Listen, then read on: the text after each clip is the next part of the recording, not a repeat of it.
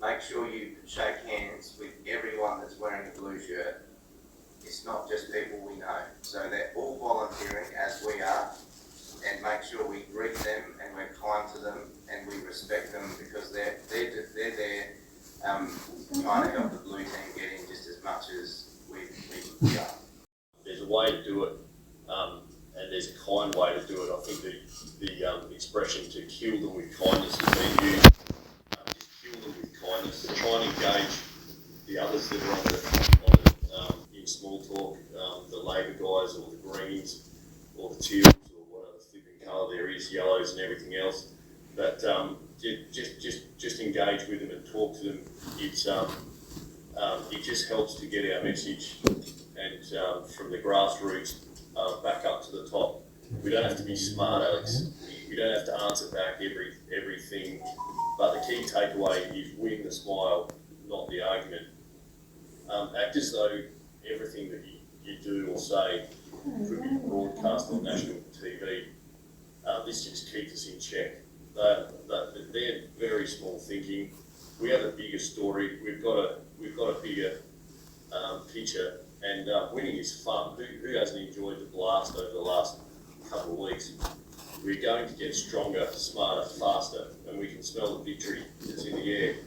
So we feel like the opposition's getting weaker and weaker as the days go on, but we're getting stronger and stronger. We need to be prepared not to give ground against these guys, especially the unions. The unions are having an industrial activity at the moment, and Labor are panicking, but it's not surprising, and we need to be prepared. But just kill them with kindness and work on our hospitality. We'll continue to win the day. What do you say, Arnie? Over to you, sir. And I'm going to read out some ministry right straight from Bruce Hales's mouth. The first one I'm even reading out is from the most updated May 2023 subject index of his. Voting. We want to be with God at the present time about these public matters, not just leave them aside and think, well, we don't have to worry ourselves about them. The saints are very important. We don't vote, but our representation to government is far more effective, far more powerful than votes. And another one. I genuinely believe that right-minded men in government appreciate prayer for them. They know the vote is fickle. They don't like to talk about it, but they know the fickleness. But then rising over all and above that is the prayers of the saints. And another one. I get into trouble about talking about the Prime Minister. They like to publish comments. I think he'd be very pleased to see what I've said about him actually. Quite frankly, I think he'd give him a jolly good thrill. And he's entitled to it. He's entitled to it. I think some of these men that are true, they've got a sense of mission. And God enters into it. There's no question about that. God enters into it. And another one. Showing that making representation is right. See, some persons are attacking us, saying we're getting involved in politics. That's not the truth. If we were going to be involved in politics, we'd get into it. We'd get into it. I tell you, we'd get seats. We're not going into politics. Not yet. Not yet. That's the world to come. That's the world to come, and then the Lord will allot seats at his perfect and absolute discretion. Copyright Bible and Gospel Trust 2023. So what was it really like at the polling booths in Australia on May 3rd? So I've just voted down at Torquay for my electorate. I've just walked past 3 people I identify from the Exclusive Brethren. And one of them actually made a threat against my business, just said, "You'll never work for me ever again."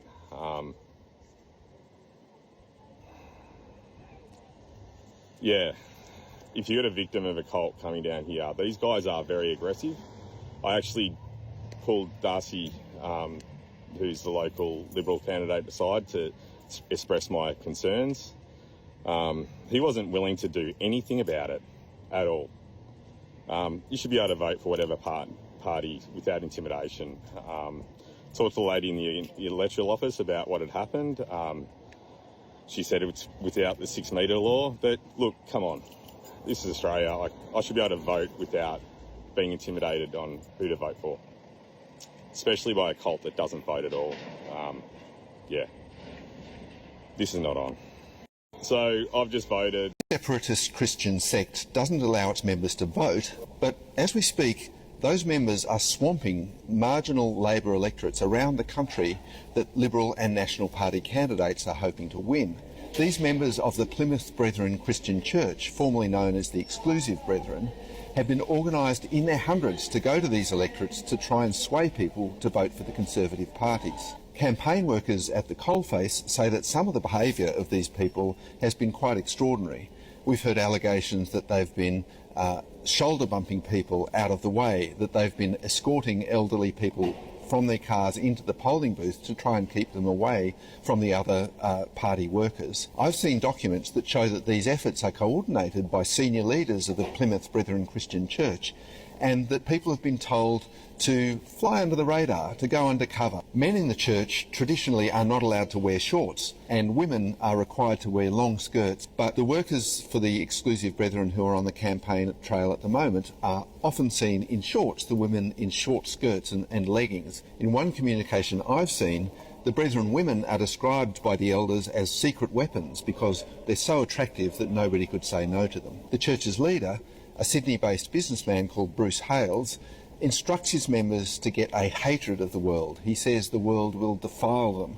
And as part of that, they don't vote. They say that government is of the world and not of God. This separatist Christian sect doesn't allow its members to vote. You have all sorts of strange occurrences with, a cult, the Exclusive Brethren, that they need to explain going forward. Where are all these people coming from? Why are they campaigning on booths? They don't vote, by the way. But they all of a sudden have found this enthusiasm in their hundreds to travel around the country to hand out how to vote. What's the quid pro quo there? What is going on there? There is now a much-needed investigation happening. Like many other places across the nation, the Exclusive Brethren descended on the towns of Gisborne and Wandong for pre-poll. With at least 20 of these so-called volunteers there on any given day, they turned the task of people choosing to exercise their democratic right at a pre-poll to running the gauntlet with in-your-face, pushy behaviour and deliberately blocking people trying to get in. We had a young female there, first-time voting, still in her school uniform.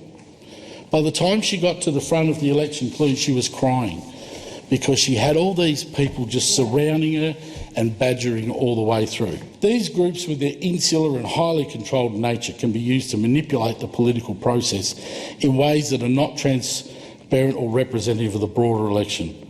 And I would absolutely recommend this matter being looked into by the Joint Standing Committee on Electoral Matters. And what was different was 40 people that was flown into parts of my electorate called the Exclusive Brethren. One jet in particular that would fly these 40 members in across particularly some remote areas across Lingiari.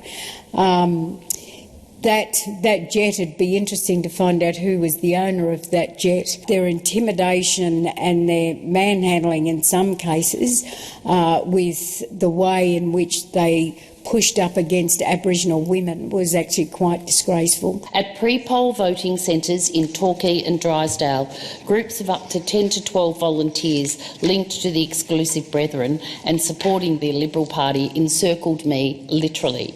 They stood in a diamond formation, blocking me from speaking to voters. Every step I took was mirrored by them. At times it was an ugly, coordinated performance. Why was the Liberal Party backed by the Exclusive Brethren in such numbers? What was offered in return? Australians have the right to know, and they have the right to vote without being harassed. There's been extensive national media reporting on the role of the fringe Plymouth Brethren Christian Church, also known as the Exclusive Brethren, in this election. Perhaps what's well less known is their presence in the LNP campaign in Blair. There was a clear arrangement, a quid pro quo between the LNP and the Exclusive Brethren. What did they get out of it, the LNP? I'll tell you what they got out of it in Blair. They recruited the Exclusive Brethren in their hundreds, up to 20 people on a polling booth.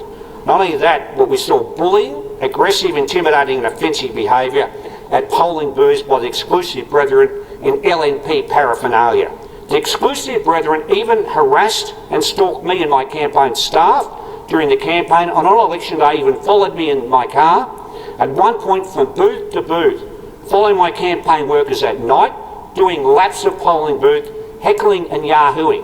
And when I went to the Ipswich State High on the last day, when I walked in, they abused and abused and abused me as I walked in to hand out how to vote cards with the Labor Party.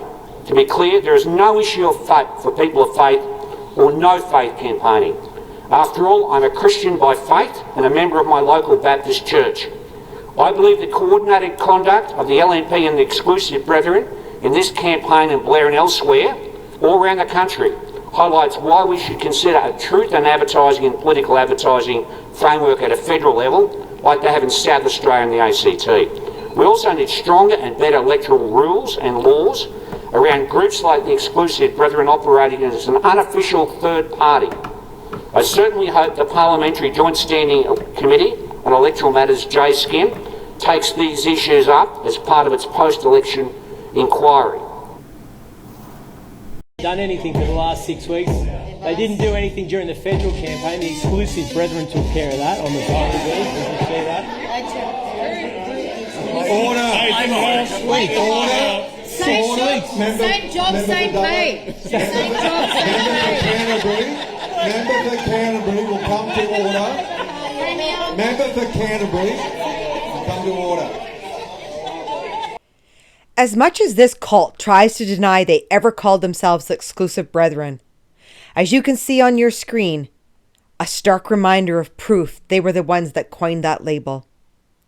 There are good people trapped inside this prison by narcissistic bullies who see their members as blood to drink for themselves. They tried to claim the ballot box. They tried to twist the meaning of freedom. But this time people stood up. Voters, ex-members, and allies refused to be bullied by fear or doctrine. Because democracy doesn't belong to the Plymouth Brethren Christian Church. It belongs to every Australian who still believes their vote should be free, private, and uncoerced. The cult may whisper in the shadows, but the people are speaking in the light. And for the first time in decades, the cult is facing a nation that sees them clearly.